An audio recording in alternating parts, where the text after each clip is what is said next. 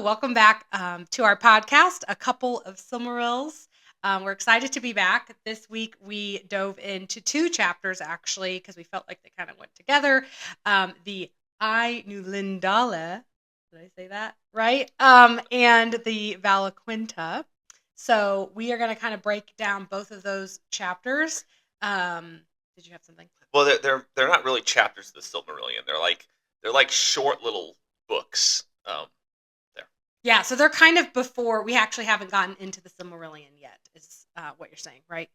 Yeah, it's kind of like some of the world building, somewhat literally, that he has in mind before he gets there. So our hope is that, first of all, this helps us understand what is going on in the Silmarillion, but also got an introduction to a lot of characters already. So hopefully to start getting in our minds what's going on with all these names.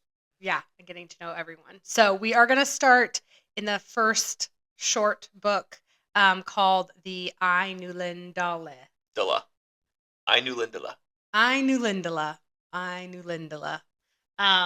And so that is the first well, like we said, it's not technically a chapter that we read this week. And when you translate that from Elvish, it means the music of the Ainur.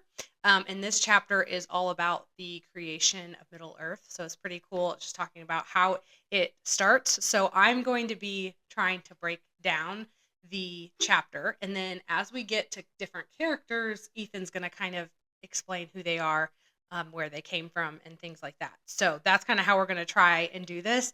I'm looking at the notes on my phone. So if I'm looking down, that is what I'm doing because there's so much in this chapter. I really want to do it justice. There's a lot in this chapter. in these books, there's a lot. Yeah, it makes me a bit nervous going into the Silmarillion. Like this might be too much. We've got this. We've got this. And so, the beginning of the chapter, we are introduced to our very first character, to Eru the One. Can you tell us who Eru is? So Eru is essentially the god of Tolkien's universe. And I don't exactly know if Tolkien has in mind that he's a deist or a theist in terms of Eru's activities in the world. In terms of, like, does he take an active place, or does he just create and then kind of he steps back? So look forward to seeing kind of where he goes with that. But yes, Eru ends up being the creator of Tolkien's universe. There's no story about what created him. It's just that's where it starts. The universe starts with Eru, and he's going to be referred to more often in this chapter as Iluvatar, which is what the elves call him. Yeah, and I'm going to be using that name, Iluvatar, as well. And he made the first Ainur. Can you tell us what the Ainur, or who the Ainur are? So the Ainur are essentially spiritual beings that I would equate them to angels, or they're more like archangels in terms of, it seems like they are very powerful, and they end up being some of the ones we are introduced to 4 to 15 of them, but there are multiple of them that did not all come down. They're not all part of this story. Yeah, they're not all come down to Arda, which is the Earth in Tolkien's universe. So, yeah, he explains a little bit. They sang before him, and they made him glad, and they only comprehended the parts of of Iluvatar's mind of which they came from. So, just an interesting thought there. So it does seem like he is creating in his thoughts. So there's someone he creates later on, and he starts putting people together as brothers and sisters, and it's like based on how he conceived them in his thoughts is where they got their family tree, if you will. Yeah. So this chapter starts by Iluvatar calls them all together and has them sing a song with mighty themes. They each have their own theme. They're singing this theme. It's very beautiful. It's very powerful. And then Melkor comes in and starts weaving in this different theme. So before I describe what Melkor's theme does to the rest of the song, who is Melkor? So Melkor is one of the Ainur. He is just as powerful as the rest of them. He ends up being one of the most powerful, and he's essentially he is lower than Iluvatar. He is down on the. He is a created being, but he is the evil in this story, and he ends up trying to go against the will of Iluvatar. Yeah, so he is one of the Ainur, and while they're singing this powerful song, Melkor starts weaving in his own um, being into it, and a lot of it is impatience, and he has a desire to create and to kind of know he wants to be a Luvatar essentially, and so he is putting these themes into this song. It's making it very turbulent. It's making it like a raging. They explain it as a raging storm. Iluvatar takes charge of this while Melkor is like making it sound really bad and or maybe evil, and the rest of the Ainur are actually it's making them uncomfortable, and they're just stopping. They decide to stop singing. So Iluvatar comes in. He takes charge. He creates a theme within this music. This song. This is all one big song, bunch of different themes, and his theme is more powerful than Melkor's and more beautiful. So you can see he's being the god here by taking charge. And so I like how they described both of Melkor's theme in the song and Iluvatar's, how J.R. Tolkien describes it. So I'm going to quote it from the book. Um, Iluvatar's sound was described as deep, wide, and beautiful, but slow and blended with an immeasurable sorrow from which its beauty chiefly came. And then in contrast, Melkor's sound was described as a unity of its own, loud, vain, endlessly repeated, and had little harmony, but rather a clamorous unison as of many trumpets braying upon a few notes. So you can kind of see the contrast there. As someone who doesn't love jazz, I kind of thought of jazz where all the music just kind of coming along together. There's no harmony. Probably sounded worse than that, but that was where my thought went.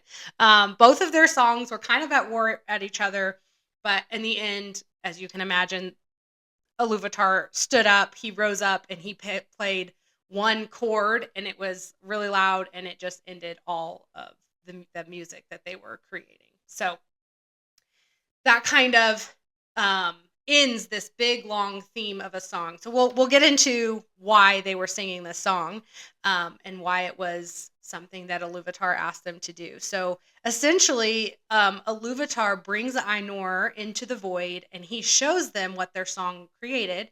He shows them kind of in a vision, and that vision is the world, Middle Earth, known as Arda right now as we're reading the books. It shows the seas and the water. Well, sea is water. I believe it's more Earth in general, because I think Middle Earth is later. Part of Middle Earth. Oh, okay. Yeah, because Arda is here, and Middle Earth is a continent in Arda, I believe. Okay. That we don't get to. I don't think in the Silmarillion or not. So it's kind of essentially it's all of the it's creating the world. It would be the world in and of itself, yeah. And so the void, you mentioned the void, and that's just basically it was described as the absolute nothingness outside of Eru. So you have being, and then you have non-being, and if the void is the non-being, and so I kind of pictured this as you. We don't have an idea of time, or if time's even been created yet by the Ainur and by Iluvatar, but they're all standing in a circle is what I'm picturing, and they're just singing for who knows, like decades, years. Yeah, time doesn't have a concept. Well, and so I don't even think time is a concept. So they're all just singing, and it's like, well, what exactly are they doing? And I think Addie's about to get more into that. But then in that time, Melkor's like, I don't like this tune. Let me try to sing my own thing, because they'd all been following Iluvatar and the notes that he projected. But then Melkor is like, I want to try something else. And then, as you mentioned, the Ainur, like, this is a bit awkward. So anyway, like it. so right now, Iluvatar is essentially showing them what this song looks like in a vision, and he calls it a home for the children of Iluvatar. And who are the children of Iluvatar? The children of Iluvatar are soon to be the men and the elves. Yeah, so it's kind of which I found interesting. The dwarves are not children of Iluvatar. So I'm sure folks that are really into Lord of the Rings would have already known that. I did not know that. So men and elves are the children of Iluvatar. Yeah, didn't know that either, and hopefully we'll get to know how the dwarves came about as well. So many of So he shows this world, this home, and many of the Ainur love it, and they want to be a part of creating this world. But Melkor actually envies them. He says he wants to go, but he's actually pretty envious, and he wants to rule this world. So after we see this vision, we're introduced to a few of the Ainur that we haven't been introduced before. We're introduced to Olmo, Manwe, and Aule. And so, Ethan, could you tell us just a little bit? Because we'll get in the next book, we'll kind of get into who they are a little bit more, but just who those three Ainur are. Sure. So Manwë is the most noble of the Ainur. He ends up being the closest in mind to Iluvatar, although he is still an Ainur. He is nowhere near the same level. However, he ends up being the most powerful of the Ainur. Um, I guess him and Melkor would be fighting for the most powerful. But he's definitely the most powerful in terms of the good side of things in Tolkien's story. And he ends up being a special, I shouldn't say god of, but the Ainu of wind and air would be, and he is the brother of Melkor in terms of Iluvatar's mind. And Melkor, as we learn, is the evil one. And then Olmu, he loves music. He is also we learn in the next book his focus is on the element of water. He's the sea. And then Aule, um, he is the fabric of the earth, loves making things, and so he would be more the earth element. And then he also is a mind of crafting things. And I believe they haven't got to this yet. And this what we've got. The dwarves really hold him very high as he's their favorite Ainur. That makes sense considering dwarves' history of crafting things and whatnot. A lot of crafting, a lot of making things. So those are just a few of the Ainur that we're introduced to and how they had the part that they had in that song. So like I said, the Ainur wanted this vision to come to fruition, real life. And so Iluvatar creates this world that they made in this song. And he says, Ea, let these things be, and sends the flame imperishable into the void to form the heart of the world. So the flame imperishable was mentioned a bit earlier in the chapter. Melkor has always been trying to find this flame of imperishable, and he can't because he's not the god. So I thought it was interesting how Iluvatar uses that flame to create the world. And here's a direct quote from the book. And suddenly the Ainur knew that this was no vision only, but that Iluvatar had made a new thing. Ea, the world that is. So the world has been created. I believe it's Ura. Ura is the EA. Oh, really? In his universe, and that's where it's quite interesting because it's used to describe the void. It's used to kind of describe non-existence, but it's also used to describe existence as well. So it's kind of it's a very short word, two letters, EA, Ura, but it has the connotations of existence and being with it, and so the imperishable flame is the power of life that Eru had. This is what made him God. They say Melkor is looking for it. They don't seem to allude that, as you said. I don't think he can find this. I don't think where it's not like you hid it under this trunk. I got it. Now I'm God. It doesn't seem like it's ever possible for Melkor to rise up, and that seems to give him a lot of angst and bitterness throughout the story. Yeah, so the world has been created, and some of the Ainur decide to stay with the Iluvatar, and then some decide to go to Arda. And those that went to Arda are called the Valar. And they get to the world, and they see that it is actually not formed in the way that their music had said, that they are the ones creating it. Yeah, it seemed like a little bit of a shock. They've been singing the whole time and like, oh, are we creating the world? Well, they were just creating a vision of the world, and then he goes. Then they get Eru sends him down. Like, now I gave you the instructions, but now you have to go actually physically do that. Like, what it's supposed to look like. Now go do it. They have left the presence of Iluvatar. They are now in Arda, and now they're like, you remember what we were singing about, right? Go make it happen. And so they did leave Um, they were referred to as the Valar. Anyone who left did not to went to go to Arda. Melkor is the exception. He did leave to go to Arda. However, he is not considered a Valar because the Valar are focused on the good in the story. Yeah, like taking care, having dominion of the world, creating it, and then Melkor is more about destruction. So we'll see that as they get down there. We don't know how long it took because once again, time is still not quite um, created It's a yet. yeah, it's a concept, Not a yeah. concept yet. And so they spend a lot of time creating the world into what they saw in that vision that Iluvatar showed them, and then Melkor spends a ton of time trying to destroy it. So there's a lot. It's more expounded upon in the book. There's a lot of that going on where they're creating. Melkor is destroying. In the end, the world does get created. Melkor goes off and kind of goes into his own region in the world. And so he does not completely destroy it. It does get created. Manwë and other ones of the Valar are always um, fighting against him. And so the world is created.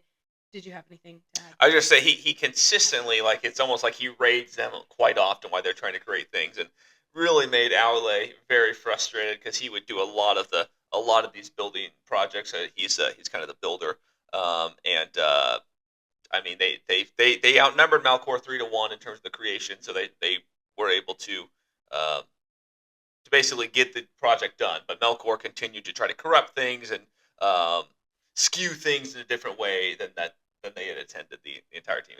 It seemed like it would be quite frustrating. Yeah, and he is described as the most powerful of the Ainur, right? Melkor is. So he's very powerful, and that's why there's like 14 Valar that are there, and they can't destroy him, but they do end up prevailing and creating a world. And that doesn't quite look like how they wanted to because of what Melkor did, but it's created, and the children of Iluvatar are there. And And so Melkor reminded me a bit of a child. He'd go in and just like, let me destroy everything. And just yes, when you build you paint your living room, and then all of a sudden, like, throw some red paint on it, and then get out of here and run out and whatnot. That's kind of how it seemed to me when they were describing Melkor would just come in and hit some of the things they'd been making, knock it down and whatnot.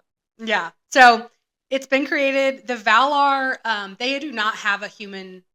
They aren't humans essentially, and so they do take on a physical form. Some are male, some are female, depending on their. I think they said like their difference of temper, so that they can look like the children of Iluvatar. Melkor, I guess, at the end of this chapter, he's off in his own region, and the Valar are taking care of the world. So that hopefully is a more simple summation of that chapter. It's really beautiful writing, even just from the few things I quoted. Hopefully, you could hear that the way that it's. I just love Tolkien's creativity in how he decided that this world would be created with a song. So, I did have a question for you before we ended this section of what we're talking about today. Does knowing how how the world of Middle Earth was created make you think of it in a different way? I think it helps clarify. It helps me relate to it. I think you have Tolkien's themes. He has the fall as one of his themes, and we see that with Melkor essentially as the fall, and that's kind of how you have the story. It ends up going to orcs, and like Lord of the Rings. It all comes from the fall. But there's kind of another theme that he doesn't mention, but is important. I think is important. Is just kind of existence in Mm. general. Like, what is this world? And so he basically gave a a creation story that would somewhat mimic familiar themes of Christianity and other religious creation stories. So it helped me. I don't know. It helped me, like, okay, don't keep looking back farther than this. We're just going to Mm. say, here's where it started. Here's elves and men. This is going to be day one for Mm. them. And so that I think it concreted made things more concrete in my mind, put things into place there. So I was very grateful for this little summation there. Yeah, I didn't know any of it. I've heard names, some names, but not even Iluvatar before I read this. This is how much I knew. And so just having a that backstory and kind of knowing how Tolkien wanted the world to have been created in that way, and just seeing his creativity was cool too. I feel like I see Lord of the Rings with a little bit more of the spirits. Like I didn't know much about the Valar and things, so it's just interesting to think about how they're all there taking care of the world during Lord of the Rings. You can kind of think of them now at the same time. So I think that's cool. I did also think for the audience, if you had any suggestions of songs that you have heard that remind you of the creation of Arda or of Melkor's theme in that creation. So if you wanted to comment any suggestions, I don't know if there's a song that we could find that's beautiful enough, but I'm sure there's some that have hit you in that way. So I didn't have any right now, but maybe if I do later, I can post it as well. It makes me think of the Office. There's an episode where Gabe's like, "Have you ever heard of soundscapes? Think of a I forget what he says, but something like, think of a note and expand it to all of eternity or something of that nature." And Jim's like, "I don't think I can even do that, none." So they play something at the end. That's actually a decently beautiful little Soundscape. yeah, exactly. But yeah, it is hard. Like, how do you picture something like that? Yeah. So next we're gonna dive into the other book that comes before the Silmarillion, but's included in there, and it is called Valaquenta. And Valaquenta means the account of the Valar. So essentially, this part is just all of the Valar who are the Ainur who came down from Iluvatar to take care of the world of Arda. And then there's always Melkor, who's just out there in the abyss causing trouble too. He is not part of the Valar, but he is on Arda. So there are 14 of them, and I have unshamedly used ChatGPT to help me organize them into teams. Ethan doesn't know this, and and so I thought that maybe this would be a way to help us put them into different categories to remember all of them, because there are 14 of them. It's not too many, but they have a lot of details. They're connected all in different ways. And so Ethan's going to be the one really diving into each character. I'm just going to be introducing them. So the first team we have is the team Sky and Light. And those are the Valar that rule the airs, the stars, and the upper realms. So the two Valar that I have included in that team are Manwë and Varda. So could you introduce us to Manwë and Varda? Yeah, so they are they these two folk they're described as live together. Tolkien doesn't say they're married, but it does seem like they are a pair. And so Manwë is the most powerful, as we mentioned before, of the Ainur, and then the seven female versions of the Ainur would be called the Valir. So the Valar and the Valir would be. So Valir is the female. It would, Okay. although I do believe they are all considered Valar in terms of like the scope of they all left. Yeah. Left. But the more specific there is the Valir for the Queen Valar there. So the interesting thing about these two is they do live. I guess when they're together, they are more powerful. So when they're both their abilities are enhanced when they are together. So Manwë, as we mentioned, he's focused. He's the Ainu of the wind and the air, and then Varda, she's very beautiful. Melkor is very scared of her. Actually, is what it specifically mentioned there too. Um, and so when they are, and I believe she hears really well too. So when they're together, they are powerful. They stay together quite often, and they stay on the mountain of Taniquetil, which is the highest, which is described as the highest mountain in, I believe, in Arda, the high end, and they also it's very snowy. They actually have a specific word for the snow on Taniquetil. They call it Oyolase. Oyolase. So anyway, they live up there, and apparently it's a very very beautiful place. They stay there together most of the time. So I don't think they are weaving in and out of Arda as much as some of the other I knew. Mm.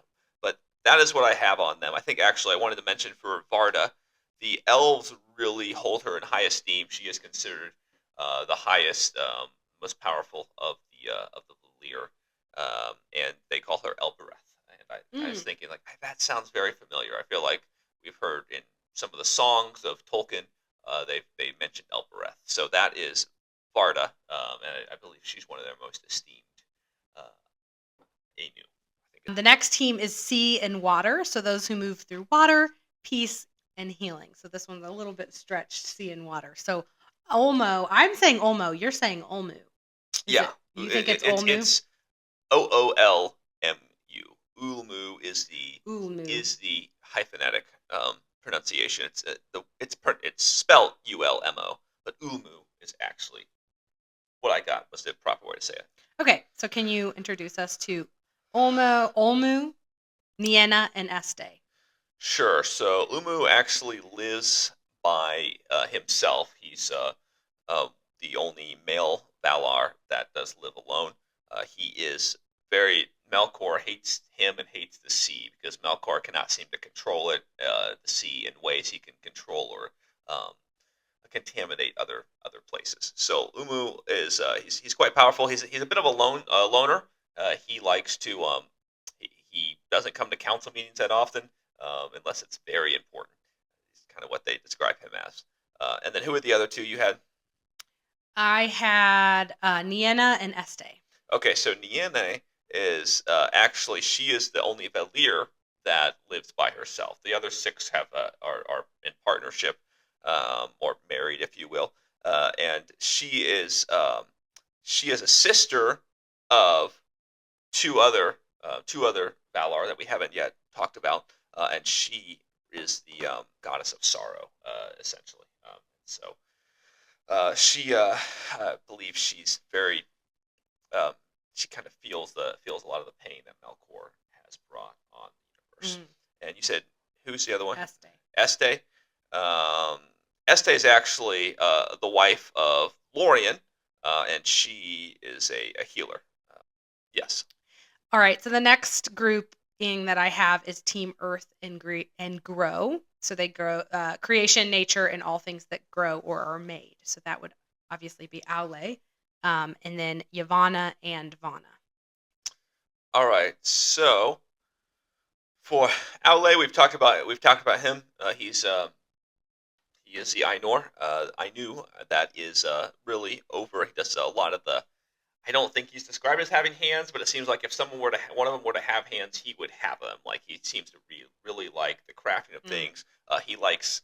I think he was the one that placed gold and gems in Arda. All the things the dwarves really like. He was responsible for placing that, and then his partner is Yavanna, um, and she's a Valir, giver of fruits. Is what I had. Is what I had Yeah. for her. And who was the other one? Vana.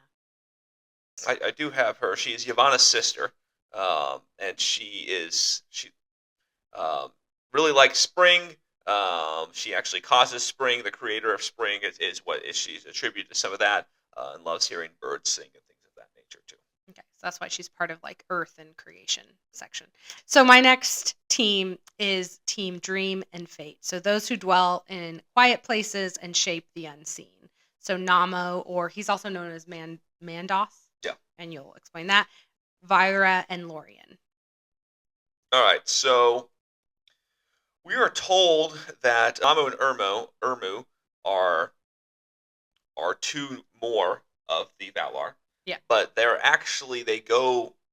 more off. Those are their actual names, but they are more often known by Mandos and Lorien, which are obviously most of us would hear of Lorien, but those are both places. So they're actually they're mostly related to the place they live. That's not actually their name, but Tolkien actually introduces them first as Mandos and Lorien, as opposed to Irmu and Nama. Nama. So those are just to make things more confusing. Yeah, it's like there's so many names. And he's like, by the way, these guys have three names or something. Like Tolkien really likes to get you going. It seems like really build that out. And there's even a couple of these that we haven't gone through. They have surnames for a couple of Valar and whatnot, and so I'm not quite sure where those come into play. We'll see if they do. Hopefully they don't. Well, yeah, that's it. Yeah, we'll take notes now and then see who calls them what later. But anyway, they are called Fianturi. I'm not sure if I'm saying that right. Fianturi. I think it's like Feanor, Feanturi. Fianturi. Yeah. So those two Valar are connected as I believe as brothers is where they're connected. Hmm. And so uh, they are they are they're described a little bit differently than some of the Valar in terms of the fact that they seem to be master of spirits. I don't quite know what that means, but those two are described as master of spirits. Um, so then who's the other one? Vira, Vyra. She is Mandos's spouse or Namo's spouse. same Uh, person. and they weave things that have been done. She weaves things that have been done in time. It made it sound like a spider the way it was, but it seems like she was the first one they mentioned that had some interaction with time Mm. and history. That's what I got from them. Okay, thank you. And then the last ones are team strength and action, those who thrive in energy, courage, and movement. And that is Tolkis and Orome. Okay, so One real quick, do you think Tolkis is named after Tolkien? I don't know. I feel like he put his name in there just a little bit. Tolkis is definitely he's definitely a fun. I know he seems he's very he's kind of the strongest. He kind of seems like your main character in energy, maybe like a Thor Main character whatnot, energy. where Okay. he's just like someone you'd follow around, where he's just he's fighting, but he has a really fun sense of humor too, and things like that. So he's strong, but also not doesn't get angry all the time. It seems like, but Hmm. he's definitely one of the more or he has a maybe he has a dark sense of humor, but he in general stays in good spirits. He's the strongest and most valiant, is what is how Tolkien describes him in the Valaquenta. And then who you said who else? Orome. Um, so do you have Nessa on there at all? I thought I did. Did we ever cover Nessa? No, we did not cover Okay, so Nessa. Nessa, I want to make sure we get that. She is Tolkis's partner, and she loves she loves the wind and things that are fast, and she likes to dance. And she's a sister of Orome, who we'll cover as Hmm. well. But I thought it's interesting that they also mentioned that she loves the wind, but she is not affiliated with Manwë in here at all, Hmm. who is the god of the wind. But so she seems pretty lighthearted, and loves to play in the forest. Is kind of the vision they I got of her when describing her she was described. So you said Orome. Orome is a very mighty Ainur. He's a very mighty Ainu. He's not as powerful as Tolkis, but he is much more angry than Tolkis. He has much more of a temper. He has So more you might passion. be more scared of him showing up on your door than Tolkis, even if Tolkis might technically win in a 1v1. But anyway, so he loves hunting, and he also has a couple other names: Alderon and Cinder Taron. So I don't know where those are going to come into play, but they have to do with his love of hunting and he loves trees as well. So it's very interesting. He loves nature, but that also includes he loves killing nature. They did focus on hunting more in terms of like great beast he likes to hunt, but also protecting nature as well. And then his wife is Vana, who we've talked about, Hmm. and she's Yavanna's sister, and she likes the flowers, the birds, and those type of things there. Hmm.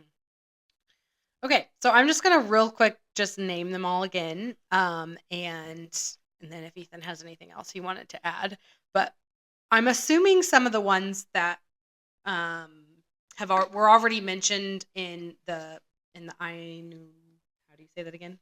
Ainulindale.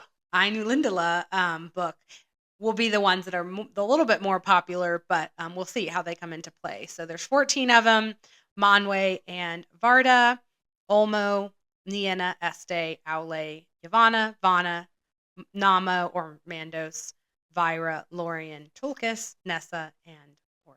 So those are the Valar. There are a few more names mentioned, and Real quick, I have those. I can do a summary again of all those names too. It seemed like the Indolindala was story of creation, where they mentioned a few of the the Ainur yeah, a that few to, more that powerful the ones ones. at least that were very important in creation, and they are very powerful here as well.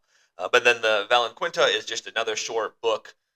We're talking 8 pages, something like that, and he just Tolkien. I think just let me just introduce all these characters. That's going to be important for the next step of the world building. So Mhm. it'll be interesting as we get into the Silmarillion where all this takes place, but it kind of seems like he's like, you're going to need to know all this beforehand. So, Mhm. so we'll see how that goes. But he just pretty much said, hey, here's Iluvatar, and then there are 14 Valar, 6 pairs, and then 6 male-female pairs, and then 2 that are on their own. So we have Manwë and Varda are together. Manwë is one of the strongest. Varda is very respected by the elves. Umu is by himself. The He's sea the and the water. he's the sea. Then Aule and Yavanna are a pair. Mandos and I forgot how to say her name. Vira. Vira. Let's see here. I don't know if that was right. He has like a pronunciation guide on his computer. It's But very impressive. should have got it. It's Vira. All Vira. right. I was right. And then Lorien and Esta are a pair as well. Nienna, she's by herself. She's the one that is shouldn't say goddess is not used in Tolkien's universe, but essentially the goddess of sorrow. Then we have Tolkis and Nessa, and then Orome. Oh, I know I have something. Orome? Orome and Vanna are as well together. Thank you. Like I said, the Ainur are the main focus of the Valaquenta, but also they mention a few other names, and so the other people group that they talk about are the Maiar, and the Maiar actually come from Iluvatar, which I thought was interesting that he didn't mention them at all in like the creating of the world in the book before. But they are known as the Valar's helpers. The elves don't know very much about them, and they don't know of. There's a lot of them, but they don't know of many of their names and what they've done. So I'm just going to list real quick some of the ones that are connected to the Valar, and I'll just leave it there. Does that sound okay, or did you want to do that? I had a few things I could go through, and then on those if you want. Yeah, sure, good. So I'll go through on a few of those. So I guess one of the other. So you have 14 Ainur, and then Valar. yes, the 14th Valar. That's true. Ainur that became Valar, and then you have the Ainur Melkor, and he's off on his own. Yes. So that's kind of the setup. And then I think to your point on like these Maiar are introduced here as well, and they are lesser angels. So if you're thinking archangels are the Ainur, then these are just the angels, the Maiar. Mm-hmm. But they are described as helpers, but they also seem decently powerful as well. So they don't the Valar sometimes come in human form, and so they will some of the elves have interacted actually with Valar and have seen them. The Maiar don't really do that, so that's why the elves don't really know a whole lot about them either. But they are helpers of the Valar. I specifically had a few. We have Ilmarai. Ilmarai, she is the handmaiden of Varda, who is the queen. That she is the most powerful Valir. And then we have Eonwë, who is the herald and banner bearer of Manwë, the most powerful Valar. And then we have Asa. Him and his spouse Uinen. Asa and Uinen are described as the most popular of the Maiar, and I think that might be in terms of the children of Iluvatar, particularly the elves actually have heard of them and have some interaction. Yeah, with and them. maybe we'll hear more of them than the other ones as the book goes forward. We'll see. So Asa apparently is a bit of a character. He is the vassal, not the handmaiden or servant or banner bearer. He is the vassal of Umu, who is the guy who lives alone out in the sea. Yeah. So he does a lot of this work with the sea. Apparently, Melkor actually turned him for a bit to do evil things because Melkor is like, how do I get into the sea? Like I hate the sea. I can't control it. So he actually worked on Asa for a bit. This is just briefly alluded to. I don't know if he's going to get into more in the Silmarillion. Briefly alluded to, but then his wife, Uinen, says she offers prayers to Aule and Yavanna, and through those prayers, they forgive him, and she calms him down a bit. So brings him back. They said he's pretty much they put it as he's repented from that for the most part. Is how it was put. Okay. So I don't know what we're going to get into with Asa there, and then we have Melian. She served Vanna and Este. and Mm. she was tending trees is what I had down for her. And then I think it's important, very important, that Morgoth, also, sorry, Melkor, who the elves call Morgoth, and it seems like a lot of the story is going to go by Morgoth. But the elves we don't want to give you your Ainur name. We're not going to even recognize that, so we don't want to call you Melkor. So they call them Morgoth. He had a Maiar as well, and his Maiar was Sauron. Dun dun dun. So go Okay. ahead. No, And that that's was pretty all. much all I had on him. But it's interesting to know Sauron. Kind of, he was a lesser of Melkor, at least initially. Yeah. So I was gonna say that just at the end, um, the Valaquenta was broken up into the Valar, then of the Maiar, and then it said of the enemies. And so the of the enemies among the spirits of some of the Maiar that were corrupted were the Balrogs, and then one of I And they call him Valarokar. Is there one of the names they're given there is like some of the the Balrogs Balrogs. No, that they're called the Valarokar are these are the evil Maiar. and then yeah, I think the elves call them Balrogs or something like that. I have that Aule's Maiar was named Sauron, and that did Melkor corrupt him? I know Sauron and Aule. I wonder if that's the case Yeah, because obviously Sauron really likes smithing, so him and Aule yeah. have a relationship. They did. I think they did. So yeah, maybe he was able to corrupt him, and then he followed him. As I'm finishing up, why don't you double check that, because I want to make sure we're giving you accurate facts. So that ends the Valaquenta, and so next time we'll go actually get into the Silmarillion. So I know our podcast is supposed to be about the Silmarillion, and we haven't even gotten into it yet. So we'll get there eventually. I did have a couple questions for Ethan. My first one was, of the Valar, are there any ones that like you would like to be, or that you related to the most, or you thought was the coolest? I think Tolkien is described just as the coolest. Like he's in general pretty cool, just fun-loving and strong. And then Manwë being the most noble and the most powerful, Mm-hmm. also. And it seems like he really enjoys his wife, which is good. I That is like good. that. Yeah, well, I was going to say Varda, who is Manwë's wife. One thing I do really like about Tolkien is that he puts women and men in his stories, and they both have power and strength and creativity. And Varda loves the stars, and so she loves things that are beautiful. I love the stars. I thought she was pretty cool, and then she's like one of the most powerful, and she's the most loved by elves. Did you figure that out with? Yeah, you were correct. It said he was initially a craftsman he was a Maiar craftsman who admired and worked under Aule, but he was corrupted by Melkor. Okay, and so then he became one of Melkor's Maiar. So, this kind of goes in hand with what we were just talking about, kind of with Sauron. Are there any connections to the Lord of the Rings that you didn't know before reading these two books, the Ainulindale and the Valaquenta? I mean, I think knowing where Sauron comes from is pretty important. That's a big one, and then also who the Balrogs are and why Gandalf feared them so much in Lord of the Rings. He's like, this foe is beyond any you, is because they came from heaven, or if they came from Iluvatar, essentially, just slightly lesser than the Ainur.